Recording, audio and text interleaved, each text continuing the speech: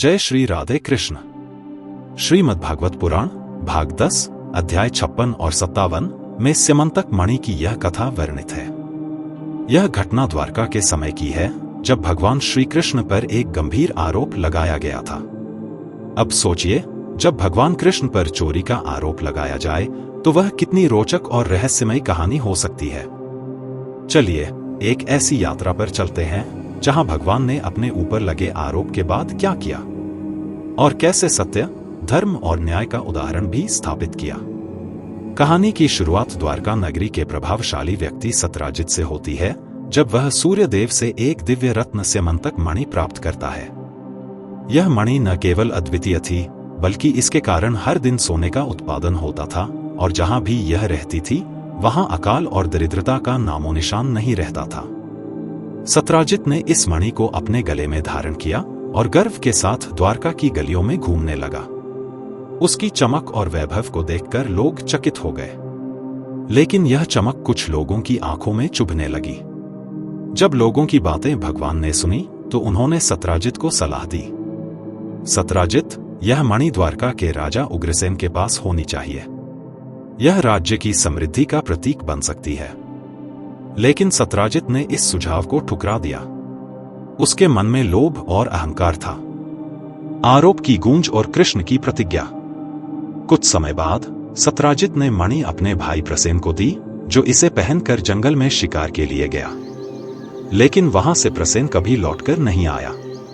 इस घटना के बाद द्वारका में अफवाह फैल गई कि प्रसेन की हत्या और मणि की चोरी भगवान श्री कृष्ण ने की है। क्या श्री कृष्ण इतने लोभी हो सकते हैं कि वह एक मणि के लिए हत्या कर दें? इस तरह के सवालों ने कृष्ण की प्रतिष्ठा पर संकट खड़ा कर दिया। श्री कृष्ण ने यह आरोप सहन नहीं किया। उन्होंने दृढ़ता से घोषणा की, मैं सत्य का प्रमाण दूंगा और यह सिद्ध करूंगा कि मैंने मणि नहीं चुराई। कृष्ण ने मणि की खोज के लिए जंगल की ओर प्रस्थान किया। कृष्ण के जंगल जाते ही रहस्यों की परतें खुलना शुरू होती हैं, और जंगल में कृष्ण को प्रसेन की लाश मिलती है, जिसके पास शेर के पंजों के निशान थे। यह स्पष्ट था कि प्रसेन की मृत्यु किसी शेर के कारण हुई। फिर भगवान कृष्ण ने पंजों के निशान का पीछा किया और उस शेर की गुफा तक पहुंचे, लेकिन वहां उन्हें शेर मृत अवस्था में मिला। फिर श्री कृष्ण एक और नई खोज की तरफ आगे बढ़े तो अंततः उनको एक गुफा मिली जहां मणि सुरक्षित रखी थी। भगवान ने पता करने की कोशिश की तो उनको चेतावनी मिली और एक भालू प्रकट हो गया। दोस्तों, क्या आप जानते हैं वो भालू कौन था और गुफा किसकी थी? यह गुफा थी जांबवंत की, जो रामायण काल के वानर योद्धा थे। जैसे ही कृष्ण ने मणि को पाने की इच्छा जताई तो उन्होंने मणि देने से इनकार कर दिया और युद्ध के लिए ललकारा। फिर कृष्ण और जांबवंत के बीच मणि को लेकर भयंकर युद्ध हुआ। दोनों महान योद्धा थे। यह युद्ध 28 दिनों तक चला। आखिरकार जांबवंत ने यह पहचान लिया कि श्री कृष्ण भगवान विष्णु के अवतार हैं। वह उनके चरणों में गिर पड़ा और प्रार्थना करने लगे, हे प्रभु, मैं आपको नहीं पहचान पाया। कृपया इस मणि के साथ मेरी पुत्री जांबवती भी पत्नी रूप में स्वीकार करें। फिर उन्होंने भगवान कृष्ण से पुत्री जांबवती का विवाह संपन्न कराया और उनको विदाई दी। श्री कृष्ण की सत्य स्थापना और कृष्ण का एक और विवाह। भगवान कृष्ण स्यमंतक मणि लेकर द्वारका लौटे। मणि के साथ उनकी वापसी से पूरी नगरी में उत्सुकता और चर्चा का माहौल था। जब वह राजा उग्रसेन के दरबार में पहुंचे तो उन्होंने सभा के समक्ष मणि प्रस्तुत की और पूरे घटनाक्रम का विस्तार से वर्णन किया।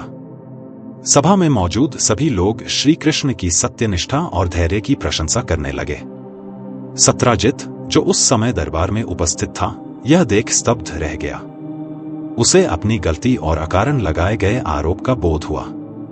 वह तुरंत श्री कृष्ण के चरणों में गिर पड़ा और कहा, प्रभु, मुझसे भारी भूल हुई है। मैंने अपने लोभ और अहंकार के कारण आपको अपमानित किया।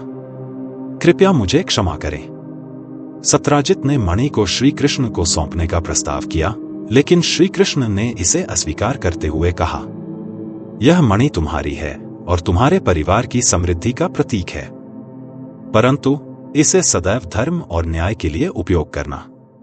सत्यराजित न केवल अपनी गलती पर अत्यंत लज्जित हुआ, बल्कि उसने अपनी पुत्री सत्यभामा का विवाह श्री कृष्ण से करने का निर्णय लिया। उसने कहा, हे प्रभु, यह मेरे जीवन की सबसे बड़ी भूल थी। कृपया मेरी पुत्री सत्यभामा को अपने जीवन साथी के रूप में स्वीकार करें ताकि मेरे परिवार का उद्धार हो सके। सत्यभामा और श्री कृष्ण का विवाह अत्यंत भव्य तरीके से संपन्न हुआ। पूरे द्वारका में उत्सव का माहौल था। सत्यजित ने इस विवाह को अपनी भूल सुधारने और भगवान के प्रति अपनी भक्ति प्रकट करने के अवसर के रूप में लिया। इस प्रकार श्री कृष्ण ने न केवल अपनी सत्यनिष्ठा को सिद्ध किया, बल्कि अपने धैर्य और करुणा से यह सिखाया कि सत्य, धर्म और न्याय से बढ़कर कुछ नहीं है। उनकी यह कथा आज भी हमें सत्य की शक्ति और अहंकार के त्याग का संदेश देती है। इस कथा से यह प्रमाणित होता है कि सत्य की हमेशा जीत होती है। श्री कृष्ण ने न केवल अपने चरित्र को निर्दोष साबित किया, बल्कि यह भी दिखाया कि लोभ और अहंकार का अंत विनाशकारी हो सकता है। तो दोस्तों, आप सभी से एक सवाल है, जब भगवान श्री कृष्ण सर्वज्ञानी हैं और जानते थे कि जांबवंत रामायण काल के उनके भक्त हैं, तो उन्होंने उनसे युद्ध क्यों किया? आप सभी कमेंट में बताएं।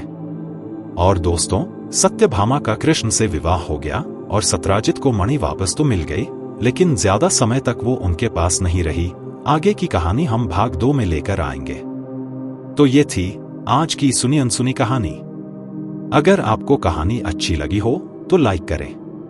आने वाली कहानियों के लिए चैनल को सब्सक्राइब करें। जय श्री राधे कृष्णा।